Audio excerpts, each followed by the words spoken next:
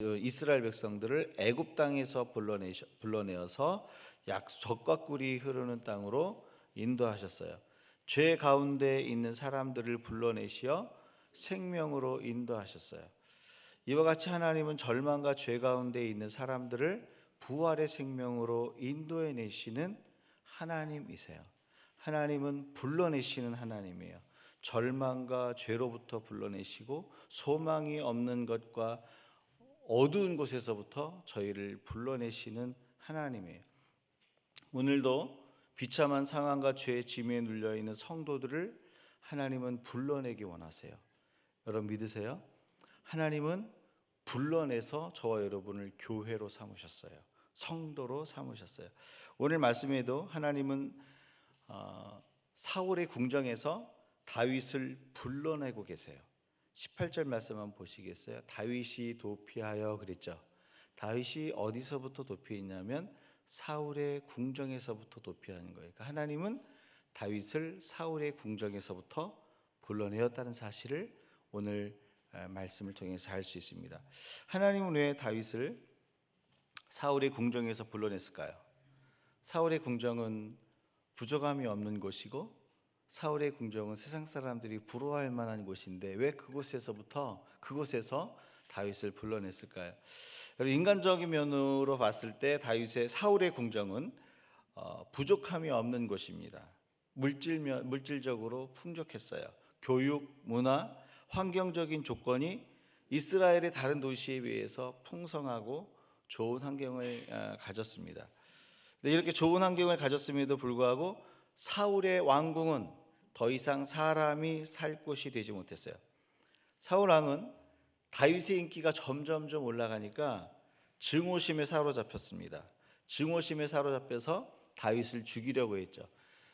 지난주에 나눴던 것처럼 사울의 사위가 누굽니까? 다윗이잖아요. 근데 창을 던져서 3번이나 다윗을 죽이려고 했어요. 그리고 자기 딸 미갈을 주겠다라는 그 명목하에 그 다윗을 블레셋 사람들의 손에서 죽이려고 했어요. 더 결정적인 것은 뭐냐면 사울이 암살단을 보내서 다윗을 죽이려고 했다라는 거죠. 사울의 왕국은 인간적으로 풍요롭고 부족한 것이 없는 곳이었습니다. 그런데 그곳은 사울 왕과 사위 다윗의 관계가 온전히 맺어질 수 없는 곳이었어요. 사울 왕과 다윗과 미갈의 가족 관계가 온전히 유지될 수 없는 곳이었어요. 그러니까 풍성한 환경이고 좋은 환경인데 가족 관계를 더 이상 유지할 수가 없었어요. 여러분, 다윗은 사위이기 이전에 또 먼저 군인으로 부름받았어요. 그러니까 사울 왕의 장수로 부름을 받았어요. 그러니까 이 사울의 왕궁은 다윗의 직장이에요.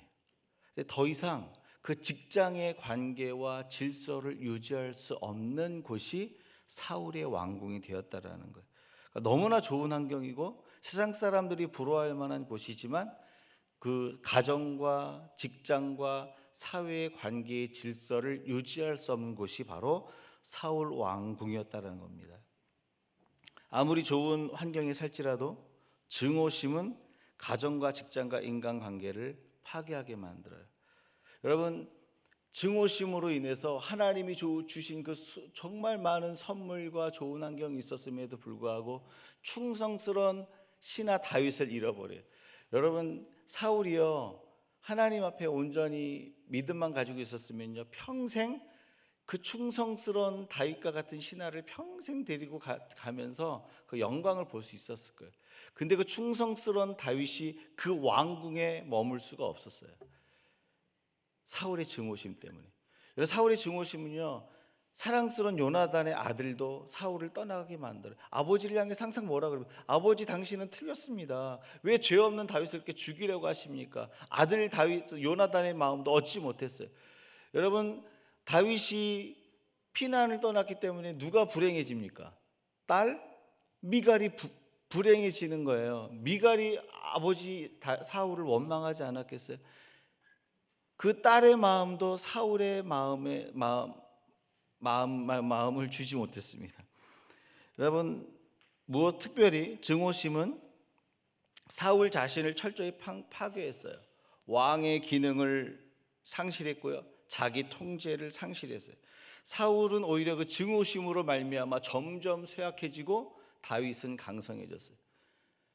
아무리 좋은 환경을 가졌어도요, 그 증오심이 하나님이 주신 선물마저, 하나님이 주신 관계마저, 하나님이 주신 직장과 가정을 다 파괴하고 말았다라는 거죠.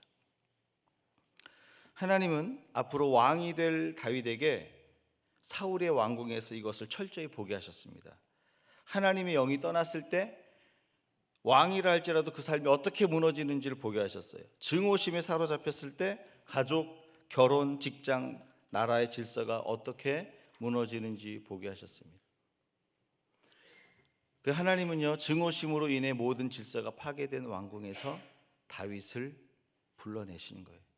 오늘 하나님께서 다윗을 왜 사울의 왕궁에서 불러내신 줄 아세요? 그 좋은 환경, 사람들이 부러워할 만한 환경, 사람들이 가고 싶어하는 그곳에서 왜 다윗을 불러낸 줄 아세요? 그곳은 증오심의 성이었기 때문에. 좋은 환경인데 사람이 살 수가 없어요. 좋은 환경인데 가정이 유지 안 돼요. 좋은 환경인데 직장이 유지 안 돼요. 좋은 환경인데 관계가 유지 안 돼요. 증오심은 하나님이 주신 모든 선물을 파괴하는 원인이 됩니다. 따라서 하나님은 그 성도를 증오심의 성에서 불러내시는 하나님이라는 거예요. 가정과 직장과 삶의 질서를 파괴하는 증오심의 성에서 나오라고 오늘 하나님이 저와 여러분 가운데 요청을 하고 있어요. 사랑하는 여러분, 증오심은요, 모든 걸 파괴해요.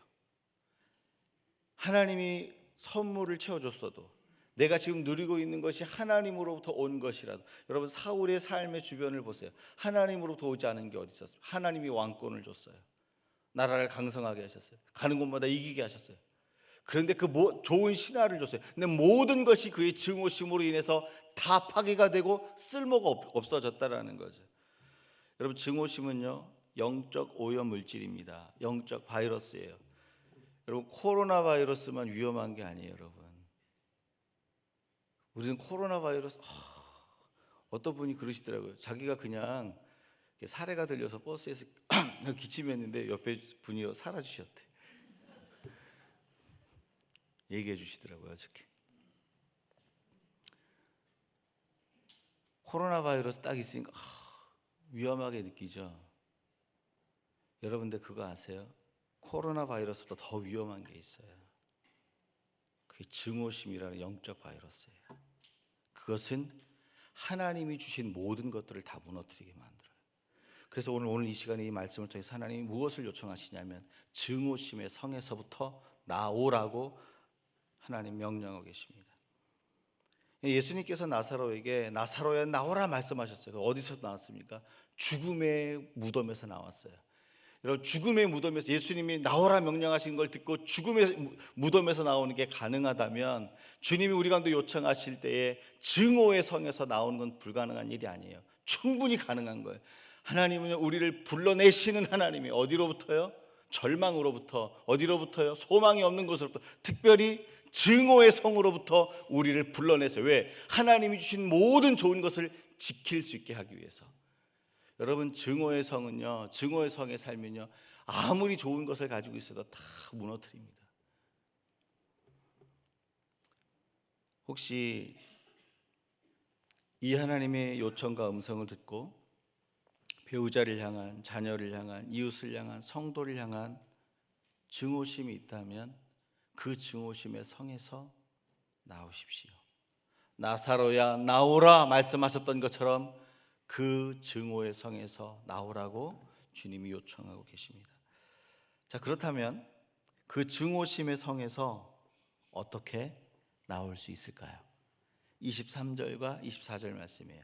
같이 함께 읽습니다. 사울이 라마 나요스로 가니라. 하나님의 영이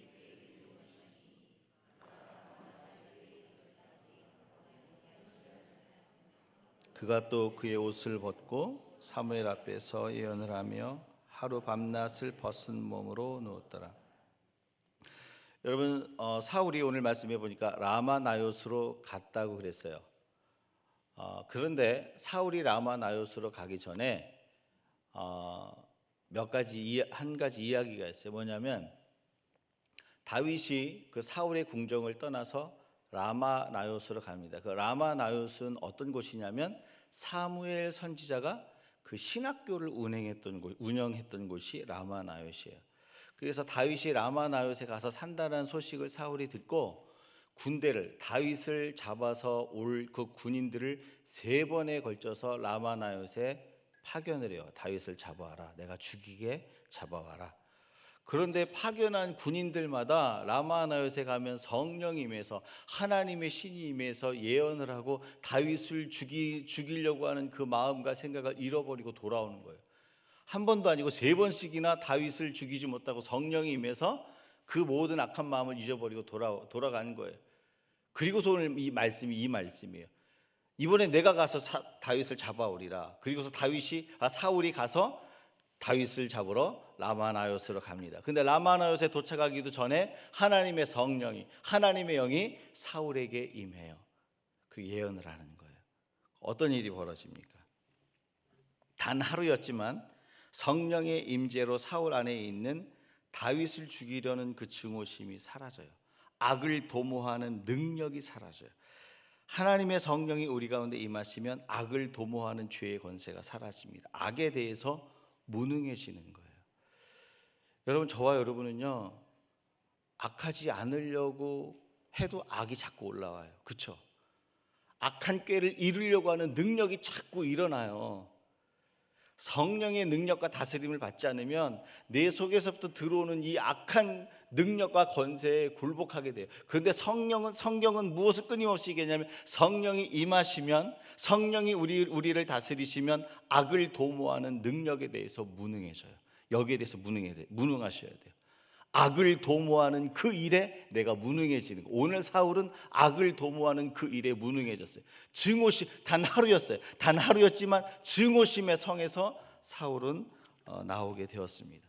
성령의 임재하심으로 말미암아. 사랑하는 여러분, 오늘 우리는 증오의 시대를 살고 있어요. 정치색이 다르다고 증오합니다.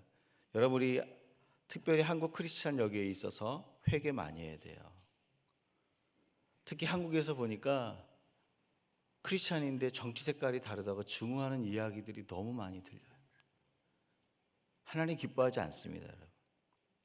어떻게 보면 한국 사회를 보면 증오의 사회 같아요.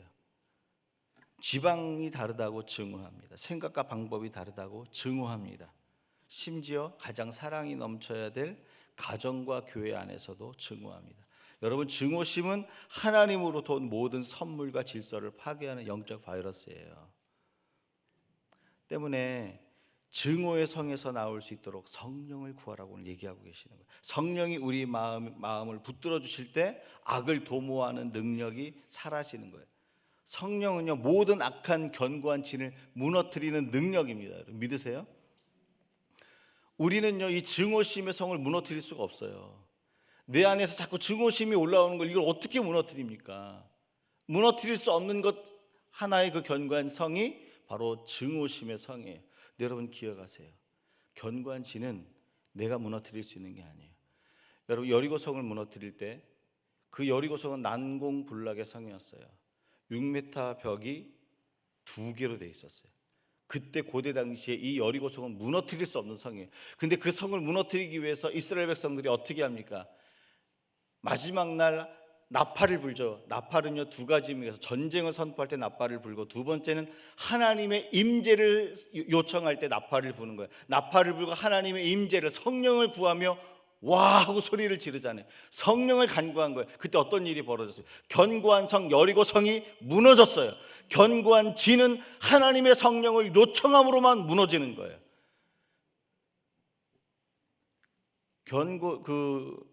증오의 성에서 우리가 나오고 싶은데, 여러분 생각해 보세요. 자꾸 우리 마음 안에서 증오가 일어날 때가 있지 않아요? 그거 무너뜨리고 싶을 때 이거 안 무너져요, 여러분. 내가 무너뜨릴 수 있다라고 생각해서 그건 착각이에요. 견고한 진은 하나님의 성령이 임하실 때에만 무너지는, 그게 여리고성이에요. 혹시 내 삶의 현장 가운데 증오의 성, 견고한 여리고성과 같은 것이 있습니까? 하나님의 성령을 구하셔야 돼요. 오늘 그 증오의 성에서 나오는 그 첫 번째 방법으로 무엇을 얘기하냐면, 어떤 것을 얘기하셨냐면 성령을 구하셔야 돼요.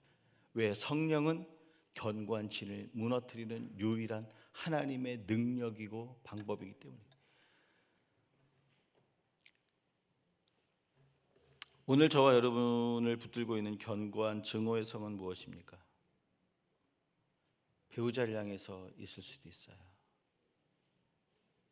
그게 자녀일 수도 있고요, 직장 동료일 수도 있고, 부모일 수도 있어요,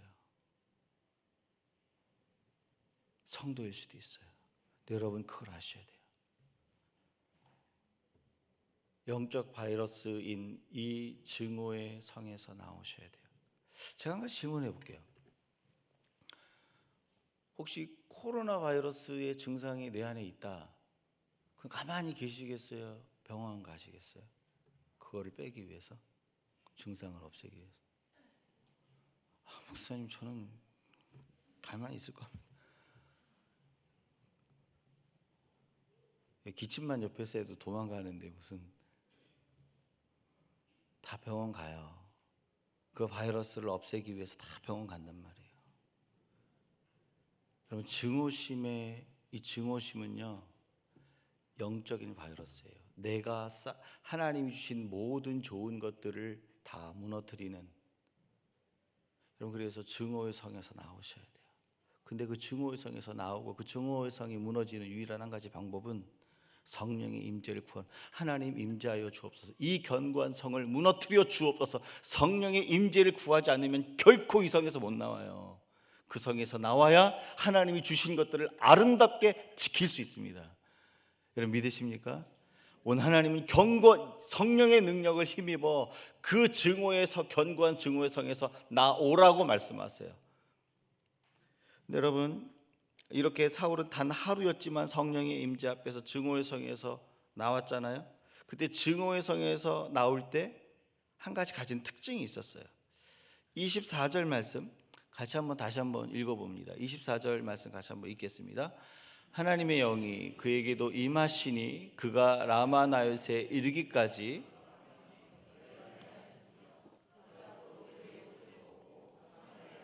예언을 하며 하루 밤낮을 벗은 몸으로 누웠더라. 단 하루였지만 성령의 임재하심으로 인하여 증오의 성에서 나올 때 이 사울에게 나타났던 특징이 하나가 뭐 있었냐면, 그 왕의 옷을 벗고, 포지션의 옷을 벗고, 자기의 가면을 벗고 하나님 앞에 벗은 몸으로 섰다는 거예요.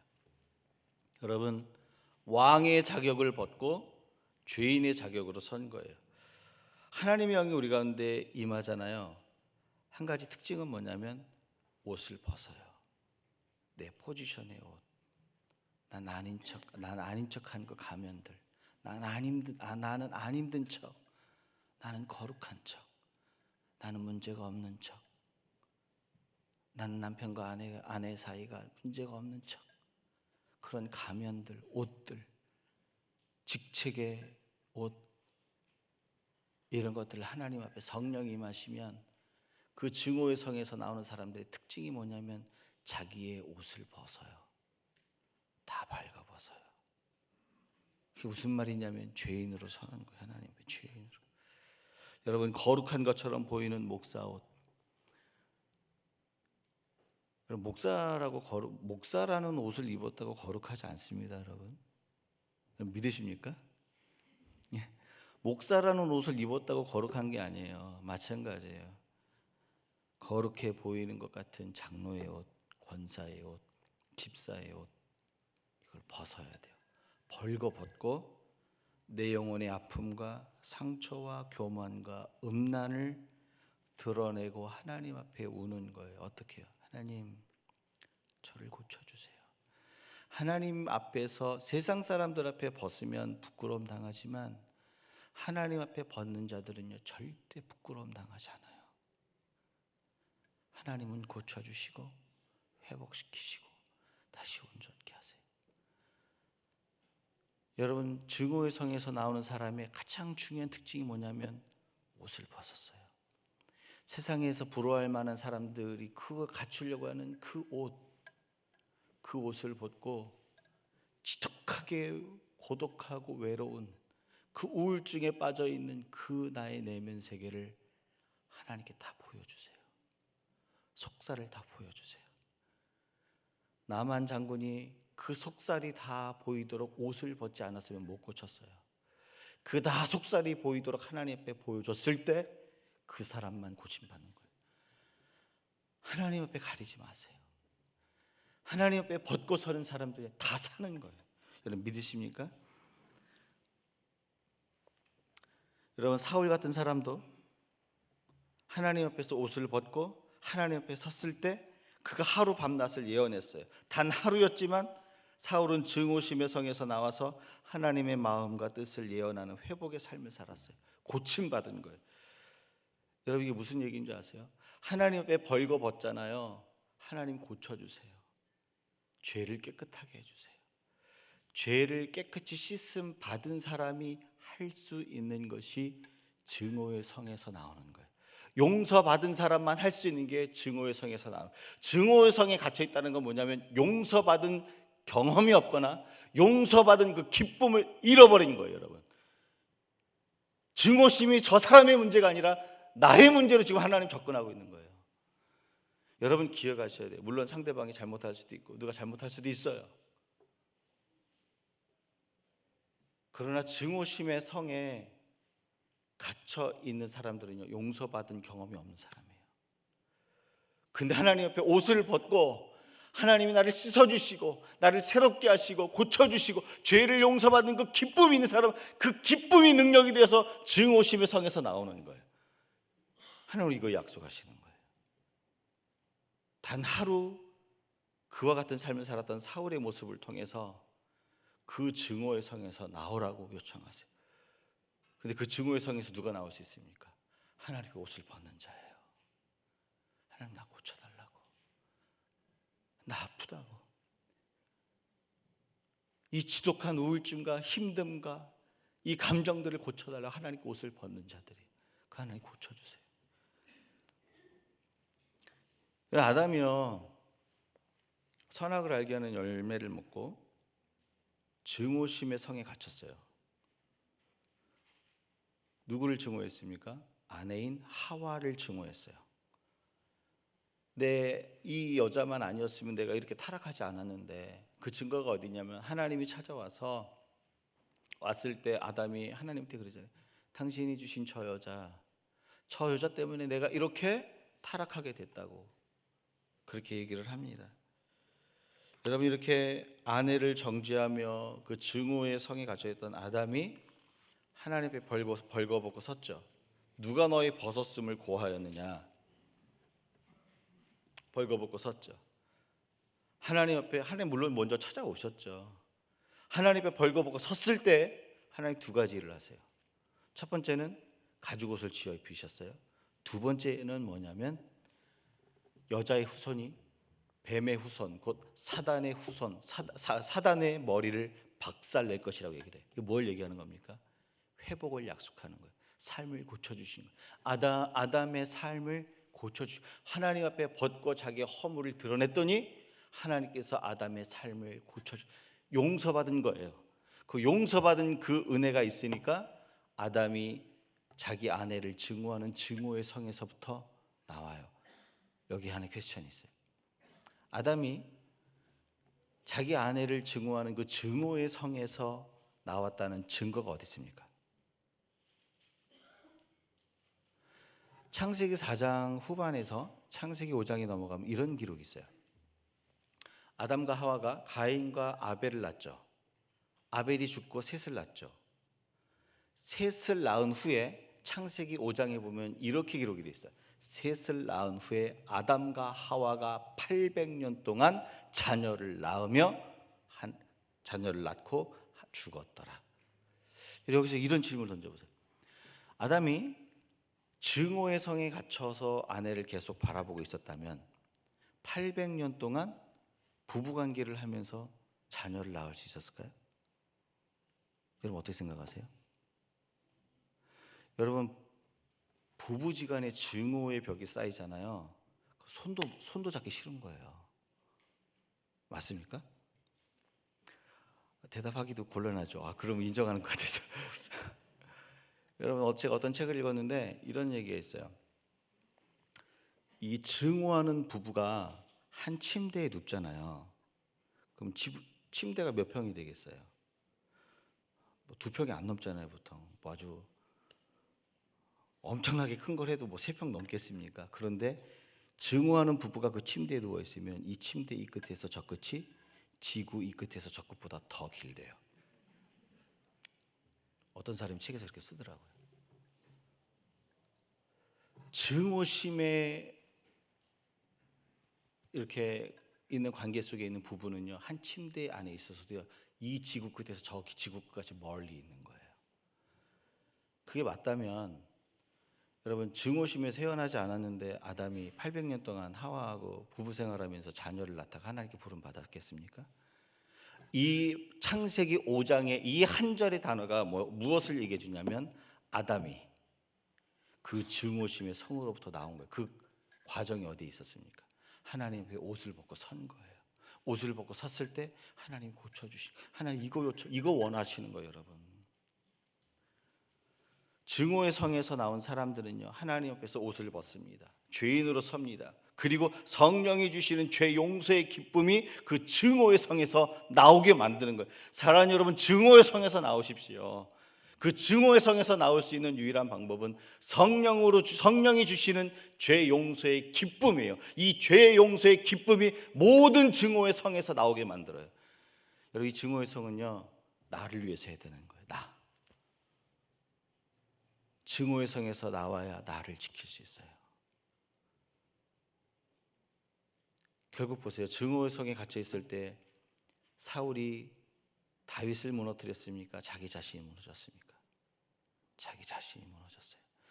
사랑하는 여러분, 우리가 이 땅을 살면서 상처를 안 받을 수가 없어요. 증오할 만한 일들을 당할 수 있어요.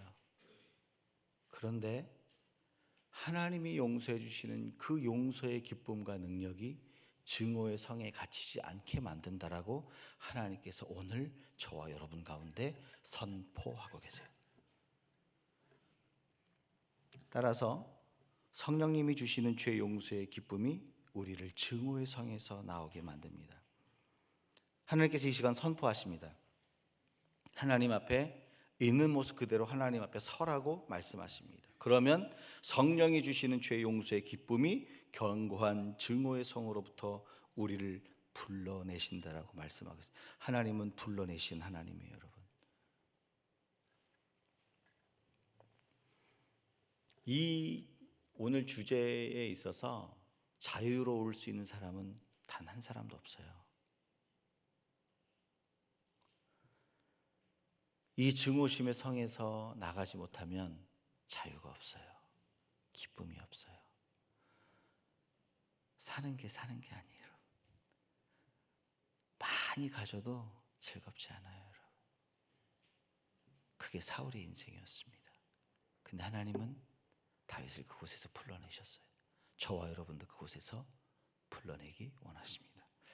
마지막으로 하나님은 다윗을 안전한 라마나요스에 계속 두지 않고, 여러분 한번 생각해 보세요. 라마나요스에 계속 다윗이 있었으면 편하지 않았을까요? 잡으러 오면 다 성령을 부어서 못 잡게 하고, 뭐 군인이 오든 사울이 오든 성령을 부으셔서 예언하게 만들고 다 못 잡고 도망가는데, 그럼 라마나요스에 있으면 다윗이 안전할 거 아니에요, 그렇죠? 관심이 없으셔요? 그렇잖아요. 한번 생각해 보세요. 그런데 오늘 말씀을 보면 20장 42절 말씀에 보면 하나님이 다윗을 불러내신 장소가 다른 곳이에요. 사울의 궁전에서 라마나요스로 불러내시고 라마나요스에서 또 다른 곳으로 불러내셨어요. 어디로 불러내셨는지 우리 20장 42절 같이 한번 읽습니다.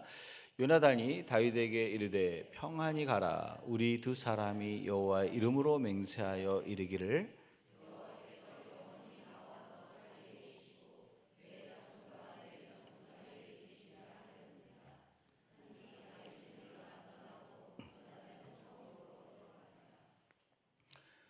다윗과 요나단이 약속을 했습니다.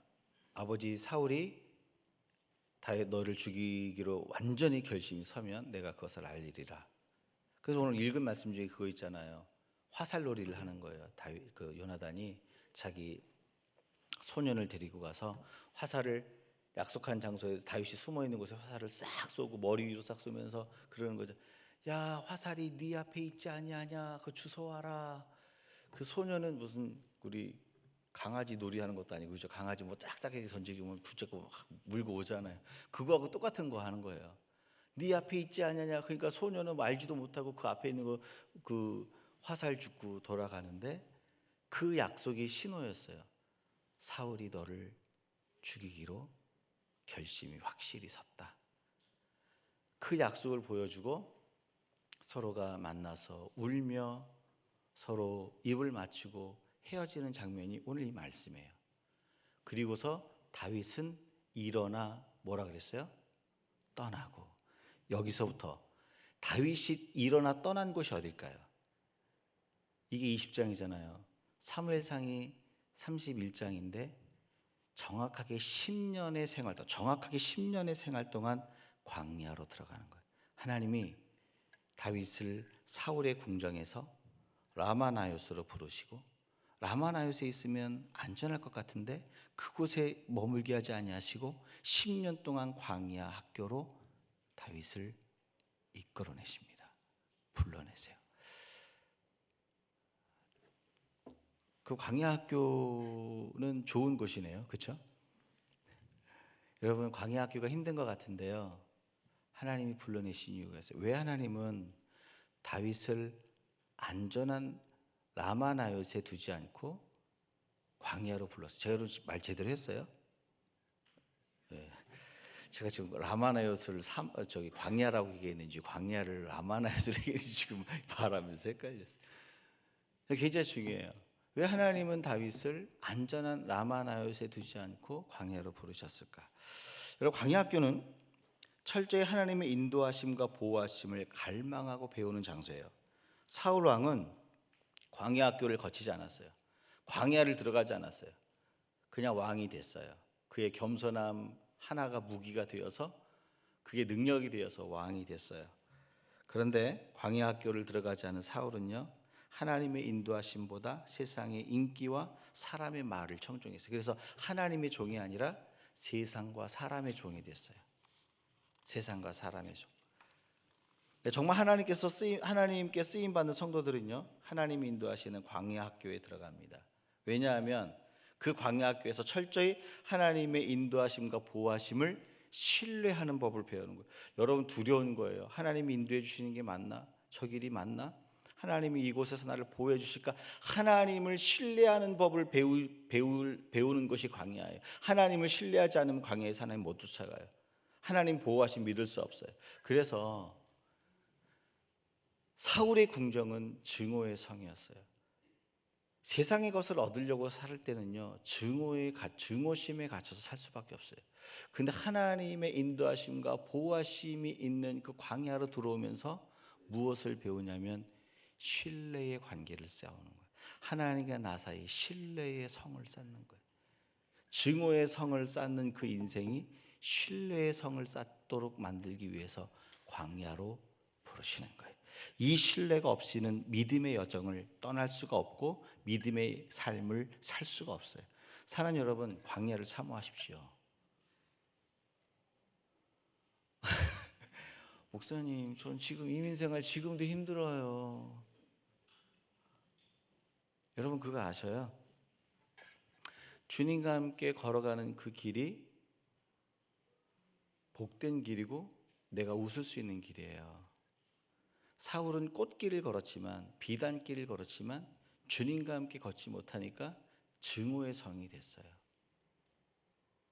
하나님 우리와 함께 하시면요, 사람들 눈 보기에는 사막 같은데 그 안에 들어가 봐야 알아요. 그 안에만 피는 꽃이 있고 그 안에만 있는 물이 있고 그 안에만 공급되어지는 하나님의 공급하심이 있고 그 안에서만 경험할 수 있는 하나님의 보호하심이 있어요. 바깥에서는 보이지 않아요. 사랑하는 여러분, 하나님과 함께 광야 학교로 들어가십시오. 이것은 여러분 고생하라는 얘기가 아니에요. 여러분 하나님이 이스라엘 백성들을 출애굽을 시켰어요. 그리고서 광야로 데리고, 광야는 어떤 곳입니까? 광야는요 하나님의 불기둥과 구름 기둥이 인도하는 곳이에요. 그렇죠? 하나님, 저 이제 가고 싶어요. 내가 가고 싶다 그래서 갈 수 있는 게 아니에요. 광야를 지나가다 보면 또 오아시스 같은 데를 만날 거 아니에요. 하나님, 여기가 좋사오니 여기 좀 더 있읍시다. 내가 있고 싶다 그래서 있을 수 있는 게 광야가 아니에요. 구름 기둥이 떠오르면 가야 돼요. 구름 기둥이 그냥 거기 있으면 계속 있어야 돼요. 여러분, 거기가 몇 개월 아니면 다 그냥 돌아다닐 수 있는 곳이에요. 근데 40년 있었어요. 40년 있었다는 건 뭐냐면 어떤 장소에서는 몇 년 이상 있었었다는 얘기예요. 지겹지 않았겠어요, 여러분? 하나님, 이제 좀 갑시다. 하나님 안 떠나요. 그럼 어떤 생각이 들을까요? 하나님이 나를 제대로 인도하는 게 맞나? 내 지금 타임 스케줄에는 지금 가야 되는데 여기에 있는 것이 맞나? 이런 퀘스천이 들을까요, 안 들을까요?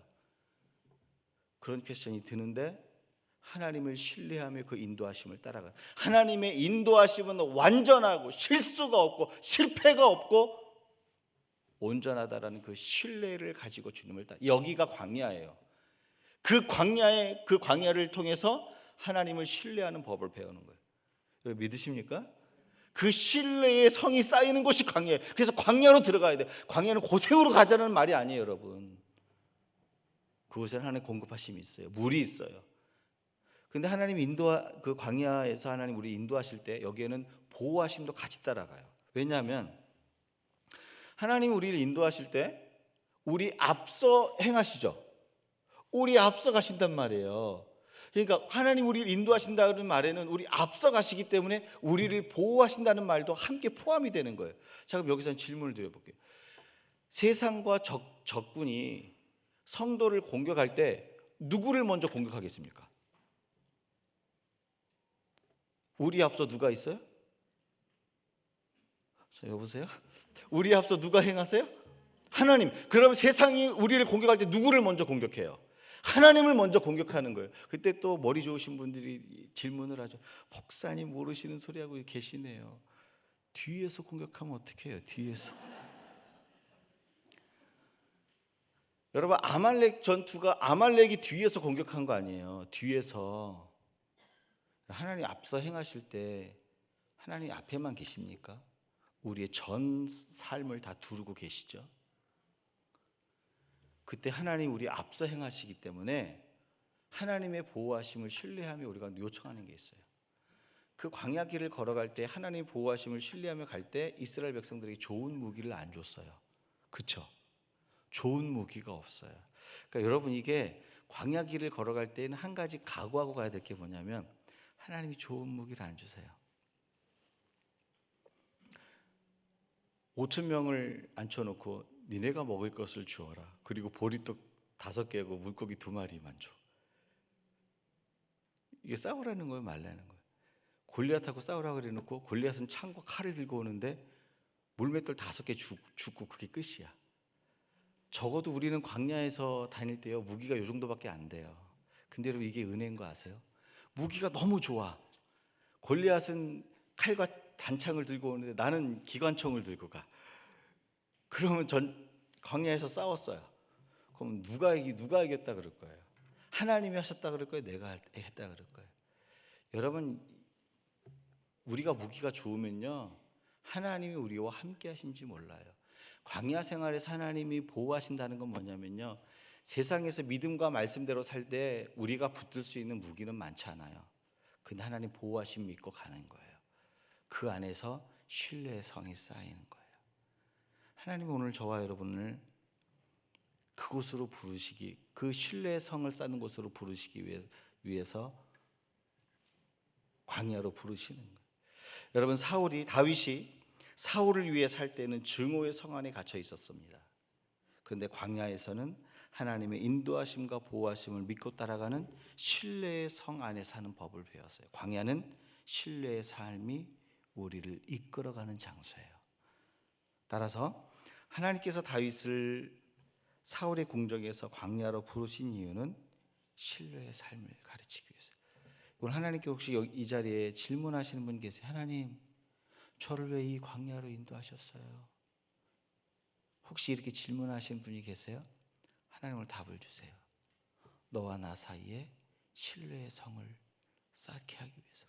신뢰 없이는 믿음의 능력이 나타나지 않아요. 신뢰 없이는 회복이 안 나타나요. 신뢰 없이는 가치 변화가 안 나타나요. 오늘 하나님의 말씀을 들으시고 그 광야로 부르시는 그 하나님 앞에 나아올 수 있길 주님의 이름으로 축원합니다. 우리 시간 찬양하면서 하나님 앞에 나아가기 원합니다.